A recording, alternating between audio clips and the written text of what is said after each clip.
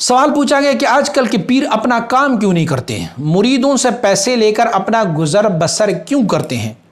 حضور صلی اللہ علیہ وسلم اور صحابہ کرام اور دیگر بزرگان دین تو اپنا کام یا کاروبار کرتے تھے، نہ کہ صرف مریدوں کے دیے گئے پیسوں پر گزارا کرتے تھے۔ لیکن آج کل کے پیروں نے دین کو ہی کیوں کاروبار بنایا ہوا ہے اور مریدوں کے دیے ہوئے پیسوں سے گزارا کرتے ہیں؟ ایسا کیوں ہے؟ کیا حضور صلی اللہ علیہ وسلم اور صحابہ کرام اور بزرگوں کا یہ طریقہ تھا؟ اور اپنا کاروبار یا کام کیوں نہیں کرتے؟ مریدوں کے دیے ہوئے پیسوں سے کوٹیاں کیوں بناتے ہیں؟ مہنگی ترین گاڑیاں اور دیگر چیزیں کیوں لیتی ہیں؟ کیا ایسا کرنا جائز ہے؟ اور اس طریقے سے مریدین سے پیسے لے کر یہ سب کچھ کرنا چاہیے؟ اور آج کل کے صوفی پیر حضرات بھی اسی طرح کرتے ہیں۔ کیا ایسا کرنا اور مریدوں کے دیے ہوئے پیسوں سے کوٹیاں بنانا کیا حضور صلی اللہ علیہ وسلم صحابہ کرام کا طریقہ ہے؟ اور کیا ایسا کرنا شرعاً جائز ہے؟ کیا ایسا کرنے والے پیر متقی ہو سکتے ہیں؟ حالانکہ صحابہ کرام تو خلیفہ اور حکمران ہونے کے باوجود زمین پر سوتے تھے اور عاجزی اختیار کرتے تھے۔ اور اگر آپ کہیں گے کہ وہ تحفہ دیتے ہیں تو کیا حضور سید عالم صلی اللہ علیہ وسلم صرف تحفوں پر گزارا کرتے تھے یا اپنا کاروبار کرتے تھے؟ آپ کے سوال میں کئی سوالات مندرج ہیں۔ سب سے پہلے تو آپ نے یہ کہا ہوا ہے جو آخری آپ کا ہے کہ کیا حضور سید عالم صلی اللہ علیہ وسلم صرف تحفوں پر گزارا کرتے تھے یا اپنا کاروبار بھی کرتے تھے؟ تو آپ مجھے بتائیں گے کہ حضور کون سا کاروبار کرتے تھے؟ اگر آپ کو معلوم ہو کہ حضور کوئی کاروبار کرتے تھے، کوئی تجارت کرتے تھے حضور سید عالم صلی اللہ علیہ وسلم، تو آپ بتا سکتے ہیں۔ حضور سید عالم صلی اللہ علیہ وسلم نے اپنی زندگی طیبہ میں ابتدائی دور میں سیدہ طیبہ طاہرہ خدیجۃ الکبریٰ رضی اللہ تعالی عنہا مبارکہ کے ساتھ تجارت میں بطور امین تجارت کی ہے، اور اس میں سے کچھ حصہ حضرت خدیجۃ الکبریٰ رضی اللہ تعالی عنہا نے حضور نبی اکرم صلی اللہ علیہ وسلم کو عنایت فرمائے ہیں۔ اور اگر آپ یہ کہیں گے کہ حضور بکریاں چرایا کرتے ہوتے تھے تو کیا آپ ثابت کر سکتے ہیں کہ حضور بکریاں اجرت پر چرایا کرتے ہوتے تھے؟ نہیں، حضور سید عالم صلی اللہ علیہ وسلم۔ آپ مجھے یہ بتائیں گے کہ حضور سید عالم صلی اللہ علیہ وسلم نے کون سا کاروبار کیا تھا؟ کون سی دنیاوی کاروبار حضور سید عالم صلی اللہ علیہ وسلم بارک فرمایا کرتے ہوتے تھے؟ یہ کبھی ثابت نہیں کر سکیں گے آپ کے حضور سید عالم صلی اللہ علیہ وسلم کوئی کاروبار کرتے تھے۔ حضور سید عالم صلی اللہ علیہ وسلم بارک تبلیغ، رسالت کی، قرآن کی ترویج و اشاعت، دین اسلام کا کام کیا کرتے ہوتے تھے، اور حضور سید عالم صلی اللہ علیہ وسلم نے یہ کہا۔ رہ گئی یہ بات کہ حضور سید عالم صلی اللہ علیہ وسلم بارک نے آپ مبارک زمین پر سوتے ہوتے تھے۔ آپ مبارک کے بارے میں منقول ہے کہ 3 دن تک آل محمد صلی اللہ علیہ وسلم بارک نے کبھی چولہا نہیں جلایا، یہ آپ سے منقول ہے۔ تو ان کا بھی ایک ریزن موجود ہے۔ حضور سید عالم صلی اللہ علیہ وسلم نے اس فقر کو فخر فرمایا ہوا ہے، اور یہ اختیاری فقر تھا حضور کا۔ حضور کے پاس اللہ رب العزت نے دونوں جہانوں کی کنجیاں عنایت فرمائی تھی، تو یہ حضور کا جو فقر تھا وہ اختیاری فقر تھا۔ حضور چاہے تو کسریٰ سے بڑھ کر آپ اپنی محلات کو تعمیل کر لیتے، لیکن حضور نے اس فقر کو اختیار فرمایا، یہ اختیاری فقر تھا۔ رہ گئی یہ بات کہ آج کل کی پیر لوگوں سے پیسے لے رہے ہیں، اس کی سب لوگ مخالفت کریں گے۔ کوئی بھی پیر صاحب اپنی مرید سے اگر زبردستی یا فراڈ میں یا دھوکے پر ان سے پیسے لیں گے تو یہ بالکل شرعاً ناجائز ہے۔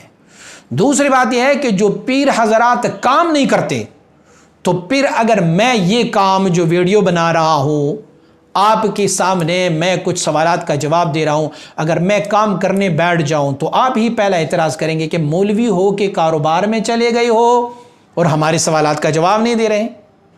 پیر صاحب اگر کام کرنا شروع کر دیں، روزگار کرنا شروع کر دیں، تو پھر کیا صورتحال ہوگی ان مریدوں کے، ان لوگوں کے اصلاح کا کیا ہوگا؟ ہمارے امام صاحب، آپ کی مسجد کا امام صاحب ہوگا، وہ نماز آپ کو پڑھاتے ہیں، آپ ان کے بدلے میں ان کو تنخواہ دے دیتے ہیں۔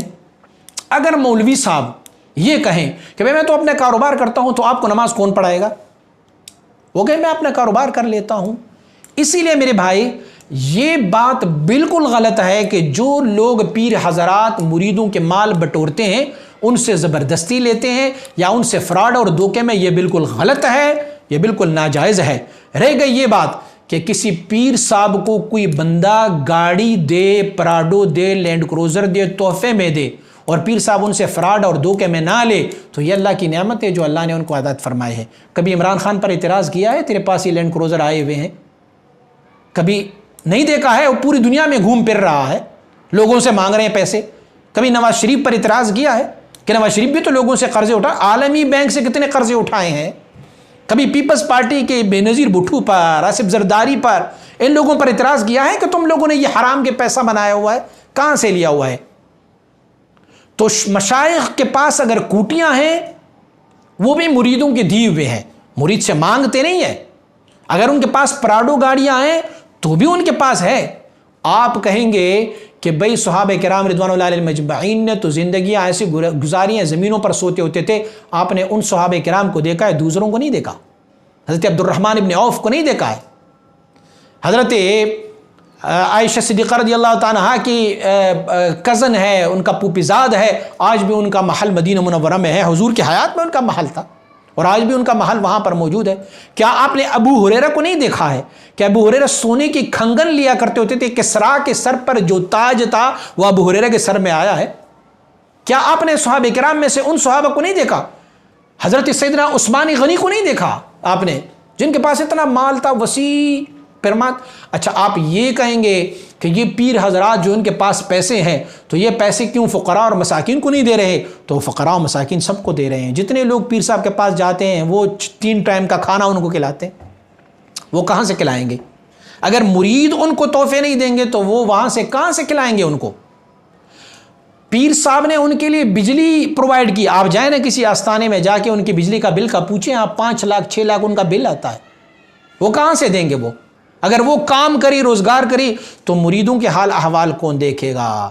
اسی لیے میرے بھائی، یہ اعتراض بجائے اس کی کہ آپ اہل اللہ پر کریں، آپ دوسرے لوگوں پر اعتراض کر لیں۔ جو لوگوں سے فراڈ اور دھوکے سے پیسے لیتے ہیں، یہ اللہ کے بندے ہوتے ہیں۔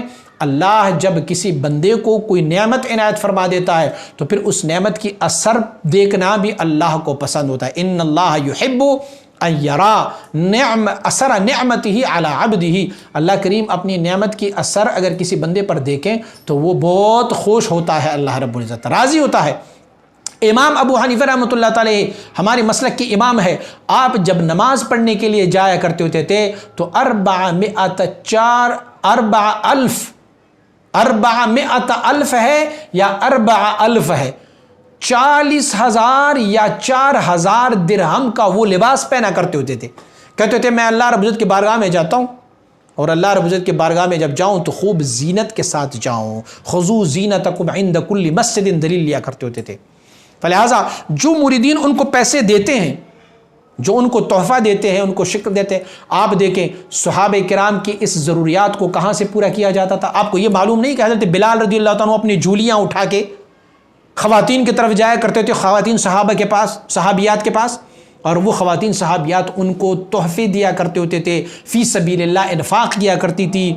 حضرت مشائخ کا قول یہ ہے کہ انفاق کرو گے تو اللہ آپ کو اور دیتا جائے گا، اور مشائخ کے پاس جو پیسے آتے ہیں وہ پھر دوسروں پر بھی استعمال کرتے ہیں اور خود بھی استعمال کرتے ہیں۔ گویا ہماری خانقاہیں، ہمارے آستانے جو ہے یہ ایک رفاعی ادارے ہیں، وہاں پر مدارس قائم ہے، وہاں پر بہت سارے ایسے خیراتی ادارے قائم ہیں کہ لوگ آتے ہیں اور اپنی مرضی سے۔ ہاں، اس چیز کی میں بھی مخالف ہوں کہ کوئی بھی پیر اپنی مرید سے زبردستی پیسے مانگے، فراڈ سے یا دھوکے سے ان سے پیسے لیں، تو یہ بالکل ناجائز کام ہے۔ ہاں، ایک بندہ اپنی طرف سے ان کو پراڈو تحفے میں دے، ایک لینڈ کروزر تحفے میں دے، ایک بنائے میں شیخ کے لیے یہ گھر بنانا چاہتا ہوں، حضور نبی اکرم صلی اللہ علیہ وسلم نے وسعت دار کی دعا فرمائی ہے، پروردگارہ مجھے وسعت دار عنایت فرما، وسیع گھر عنایت فرما، تو وہ وسعت جو ہے وہ کوئی مذموم نہیں ہے بلکہ یہ ممدوح ہے اور نیک کام ہے۔